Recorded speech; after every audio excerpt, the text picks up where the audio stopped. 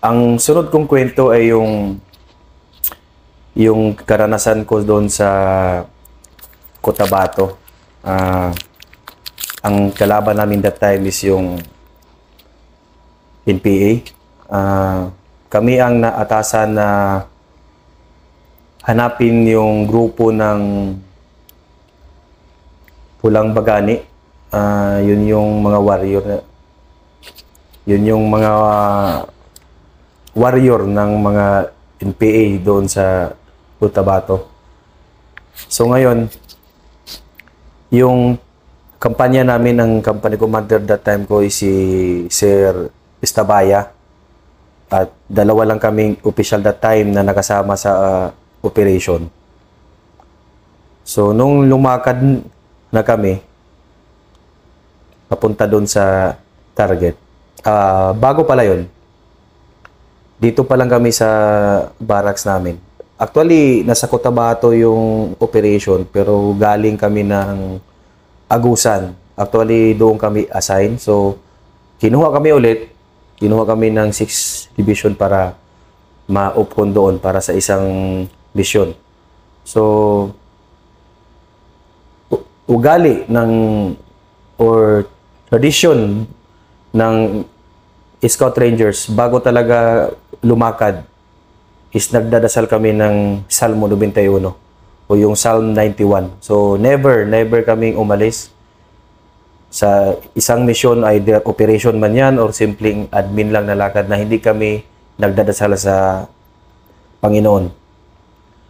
That time, naobserbahan ko habang nagdadasal kami, napatingin ako kay Late Gamad. Iba siya, parang tahimik, malungkot yung mukha. Hindi ko alam, hindi ko maintindihan kung bakit ganun siya. Kasi nakilala ko siya na kwela na tao, masayahin, bolero. Kasi kalaro ko ng basketball lagi yun eh. Actually, magaling yun maglaro, si Late Gamad. So, nagtataka ako kasi palabiro yun siya eh. Pero that time, nung time na yun, although, yes, hindi naman pwede na magbiro-biro ka habang nag-prayer. Pero after prayer, before prayer, parang malungkot siya na hindi ko maintindihan. So inisip ko na lang, baka may problema o baka nag-away siguro baka may away sila ng wife niya or ano man. So hindi ko na masyadong pinansin. So yun na, meron ng mga signos or mga pangitain. Then bago talaga kami sumakay ng 6x6 truck, may isang na disgrasya pa na tusok ng bubog kasi na dulas that time. So, meron na namang pangalawang signos. So, sa amin kasi sa Scout Ranger, especially sa amin mga Bisaya, no? Mga taga Butuan, nag-ano kami niyan, may mga tradition kami galing na ipasa ng mga ninuno namin na may mga signs or mga signos na nagsasabi na ito baka may parating na hindi maganda o kanais-nais. So, yun na alala ko. Yun din mga kwento ng father ko base sa karanasan niya na mga signos. So, may mga paniniwala kami mga Bisaya.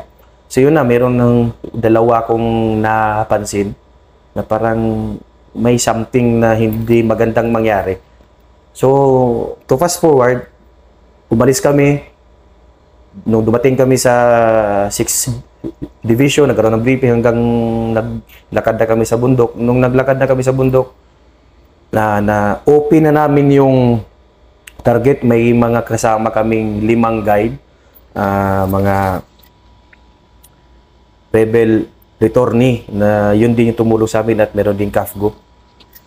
So meron akong isang kasama na dating rebelde, na ituro niya yung mismong kampo at naiplat ko yun sa mapa ko. So, kinabukasan yung pag-hit namin. So, dahil nga hapon na, nag-decide si Sir Estabaya na magpahinga muna kami, matulog.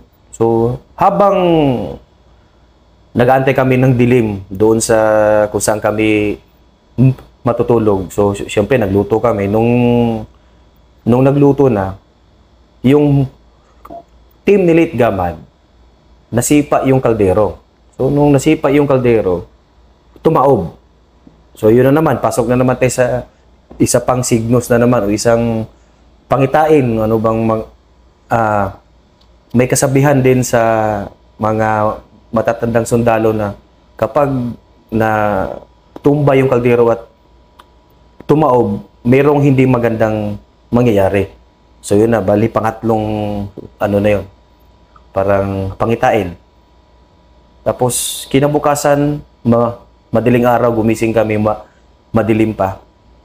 Habang naglakad na kami, nagdasal kami ulit.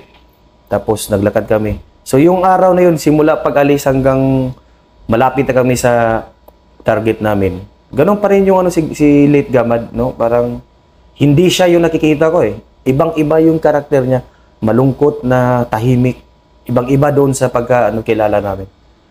So, nung naglakad na kami, napadaan kami sa isang sapa na mayroong falls na napakaganda. Maraming na dulas o parang iba yung pakiramdam ko na eh. Parang siguro dahil sa mga karanasan ko, meron kaming na-develop na maganong pakiramdam na ma-feel namin na parang iba. Parang hindi maganda. So, nung nakalampas kami sa may sapa, nagkataon na parang yung trail niya is paliko. Ang lakas ng ulan that time, hindi namin alam kung saan kami nag-halt. Ito yung daan, andito lang yung may maliit na burol, tapos sa likod namin, meron ding burol. So, ano yun, kumbaga, maliit lang siya na trail. Katapat na pala namin yung grupo ng kalaban, yung NPA. Siguro ang layo na lang ay nasa mga 5 to 10 meters, so nasa mga 5 o 10 metro lang. Ganun ka dikit. Nung pagsabi ng CEO ko, halt, na pass the word sa likod, tayo ako, kasi nasanay ako na pagka-halt, hindi ako mag-upo agad. Sisilip muna ako sa mga tropa ko kung anong pwesto nila, kumusta sila. And then, ugali ko na mag-plot ng ano. Nung pag-plot ko sa mapa, kung saan ako banda pag ano, nakita ko, doon mismo nagpatak sa pinlat ko nung isang araw na naituro ng guide namin na yun na yung mismo target. Kaya napasabi ako, ito na yun ah. Saan kaya sila ngayon? So, in short, hindi na malaya ng leading na yun na pala yung tinuturo. Nung pagsabi ko, nung paglingon ko sa likod, para sabihan ko yung radyoman ko para tawagan yung leading na, Sir, andito na tayo, sobrang lapit na. Hindi ko na nagawa yun kasi paglingon ko, meron na nagputok at biglang burst of fire na ang dami. So, lahat ng tropa ko is nakita ko, nakadapa na. Ako, nakatayo pa ako kasi yung sa lakas ng ulan, ang naririnig kong putok, yung doon sa may leading team. So, napasilip-silip pa ako, tayo. Ganon yung ginawa ko noon. Sinigawan ako ng isang kafgo na guide namin. Sir, dumapa ka. Nung paglingon ko, grabe na nilang hidap kasi wala kaming cover talaga. As in, daan, walang puno na makita dyan, wala. So, yung ginawa ko, sumandal ako dito sa may pader. Kasi nga, dalawang maliit na burol siya. Sinigawan ako ulit, Sir, dapa sir, huwag kang sumandal dyan. Kasi ang nasa isipan ko, doon yung putok eh. So, inisip ko, doon yung kalaban. Biglang, pagkasigaw niya, dumapa din ako. So, ako kasi pag maglakad ako, ang lagi kong kasama, radyoman, tsaka yung 60 gunner ko. Yung tatlo kami.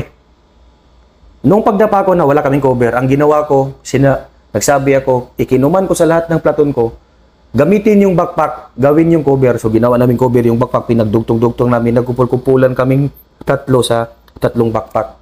At merong maliit na puno ng mansanitas doon, ganito lang kalaki. So, hindi yun sapat para maging cover namin. So, during pupukan, at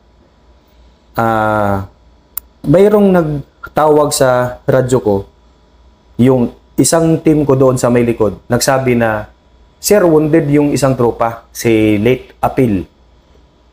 So, ang pumasok agad sa isipan ko, yung nga, babanggitin ko ulit si Sir Clarin, na ang accomplishment is, kung pwede, may uwi mo lahat. So, ayaw ko na mamatayan ako. Ginapang ko. So, dahil sa sikip ng trail, kumpul-kumpul yung tropa, dinaanan ko lahat ng tropa ko. Ito yung katawan ng tropa nakadapa. Ginapaan ko yan, ginapang ko hanggang umabot ako doon sa pwesto kung saan andun yung tropa na merong tama at nagkakandak ng first aid naman yung team leader si Master Pagubasan. Nakita ko din may mga private na mga baguhan na medyo shock pa sila kasi nakita nila yung tropa na merong tama. So, immediately, as a leader, ang naisip ko, huwag kong ipakita na malungkot o low moral kasi magkakaroon ng epekto yan sa iba eh. Especially yung mga baguhan. So, ang binanggit ko doon, huwag kayong mag-alala, mabubuhay to. Magpwesto kayo doon sa sarili nyong pwesto doon sa may sector of fire nyo, tapos kami ng bahala rito. So, habang pinipirst aid namin, yung tama niya kasi dito sa may likod, nangyari yun kasi sila yung pinakadulo, paliko yung daan. Nung pagkaputok ng kalaban, saktong-sakto pa lang na kakababa niya ng backpack. So, pagkatalikod niya, dito yung tama niya. Ang problema ngayon, hindi nakalabas yung bala. So, walang exit wound. Entry wound lang yung nakikita namin dito. Nung paghawa ko, yun na, may mga dugo. Yung nga lang, nagkataon kasi kapitbahay na kasi namin nung maliit pa ako is purinaria. So, hindi ako, hindi bago sa akin makakita ng may sugat o mayroong patay. So, sanay ako sa ganun. Hindi ako takot sa dugo. So, hinawakan ko yung tropa sa likod hanggang nahanap namin yung entry wound niya sa may likod. Pero nung hinanap namin dito sa may tiyan, wala kaming makita. So, anong immediate kong ginawa? Anong ginawa namin? Lahat ng turo sa amin na during paano mag-conduct ng combat casualty care, ginawa na namin. At first time kong maranasan na i-CPR yung tropa. At the same time, binugahan ko yung labi niya para magkaroon siya ng hangin kasi naghihingalo na siya, hindi na siya makapagsalita sa sobrang sakit dito siguro sa tiyan niya. Yung kamay niya ganyan na. Nung hinawakan ko, sobrang lamig at sobrang tigas. So yun na pala yung last breath niya. Nung ginanyan ko yung kamay niya, wala na. Wala na siyang hininga. So, masakit sa akin kasi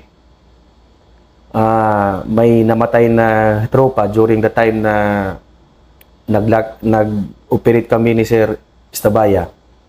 So, ang ginawa ko, wala na tayo doon kasi wala tayong magawa. So, ang pumasok sa isipan ko, tapusin ang laban. At hindi dapat kami ma-dihado, ipaghiganti yung tropa. So, bumalik na naman ako, gumapang na naman ako, papunta doon sa kung saan talaga yung location ko. Then, bago yan, sinabihan ko yung gunner ko, wala na tayong choice kundi dito na talaga tayo, wala tayong mahanap na magandang posisyon kasi wala nang ibang cover na maganda. Sinabihan ko siya, iputok mo yung 6 mo, itutok mo doon kung saan yung tunog ng putok ng kalaban. So, yun ang bumuhay sa amin kasi kung makikita mo, sobrang dikit. Then, later part, kasi naglalaro sa isipan ko, paano kami umabot doon at paano lumampas yung leading team na hindi man lang nalaman ng kalaban. So, number one factor, malakas yung ulan. The same time, tulog siguro yung gwardiya that time kasi malamig yung panahon. So, nung humupa na at nagsitakbuhan yung mga kalaban, ang dami kong rinig, pati mga iyak ng babae. So, may mga asawa ng NPA siguro doon or kalaban o may mga Amazona, no? So, ang daming dugo doon sa pwesto nila. Then, pinaghuhulog nila yung mga wounded, pati mga patay nila doon sa bangin. Then, yun yung ginawa nilang escape. Kasi, yung burol na yun, halos bangin yung gilid. So, Nung time na humupa, tumawag na si CEO ko sa lahat ng team, nasan si Sergeant Gamad. Kasi hindi ko ka-team si Gamad. Ngayon, ako mismo nagtaka kasi hindi ko rin naririnig yung boses niya kasi dapat siya yung team leader. Maririnig ko dapat yung boses niya sa radyo kapag pupukan eh. Kasi pag leader ka, magtawag ka o magpamaneuver ka o ano pa yan. So wala. Then, that time, nung nagkaroon kami ng kumbaga missing, hindi mahanap siya. Minabuti kong puntahan yung unahan para i-meet ko yung CEO ko. At the same time, tulungan na rin para hanapin si late Gamad. So habang naglalakad ako, kasama ko yung radyoman ko, may nakikita na akong, pasensya na po sa mga nanonood. So medyo masila na yung pagka-describe ko sa anong nangyari kay late Gamad. Marami akong nakikita ng mga bakas ng dugo. Tapos may nakita akong parang, hindi ko ma-explain kung anong parte ng katawan yun, parang bituka, doon sa may daan. At katabi noon, yung isang tropa din, sabi naman ng radyoman ko na junior, sabi niya, "Sir, ano yan?" Sabi ko, baka sa kalaban yan. Siguro, nakatama tayo nung nagpapaputok tayo ng 2-3, so parang natuwa pa ako. At siyempre, although may duda ako, hindi ko rin pinaramdam muna sa tropa. Pero nung tumagal, parami yung bakas ng dugo, hanggang maabutan ko yung isang puno na may sabog. Na doon ako napaisip, bakit ganito? Bakit may doon yung sabog tapos maraming dugo? Nung pagsilip ko sa may kanan na maraming damo, doon ko nakita yung paa na combat boots, brown boots ang kulay. At namukhaan ko kasi medyo balbon yan si late Gamad kasi pag maglaro nga kami ng basketball, kumbaga, lagi mo nang ma-familiarize yung tropa. So nakita ko parang kay late Gamad to kasi medyo malaki yung dito niya, yung binti niya. Minabuti kong puntahan yung combat boots. Hinawakan ko yung combat boots at ginanyan ko mismo na yung putol na paa, ginanyan.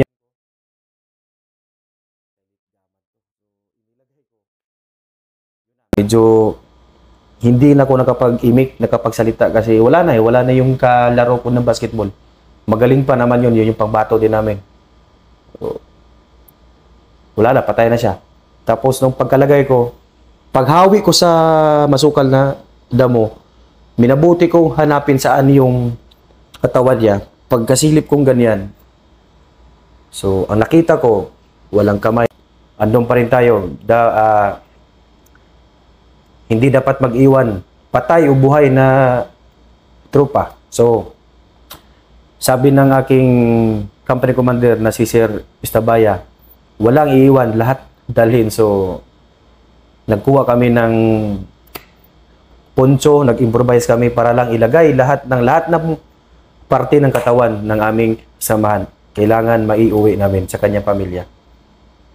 Then, after that, marami pang wounded. May 3 pa kaming wounded na mga tropa. Ginamit ko na yung sarili kong first aid kit.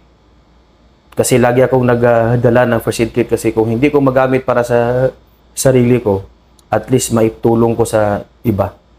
So, nagkandak ako ng first aid kasi usually, hindi naman lahat trained or sanay makakita ng wounded. So, tumulong ako sa pag-wounded. So, buti naman yung 3 wounded naming tropa is buhay hanggang ngayon.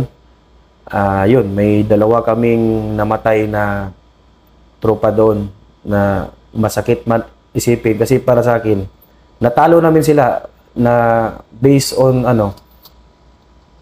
result ng encounter na sa hindi bababa ng 8 ang patay ng kalaban. Pero para sa akin, hindi pa rin kami panalo doon kasi wala namatayan ako ng 2 tropa. So yun.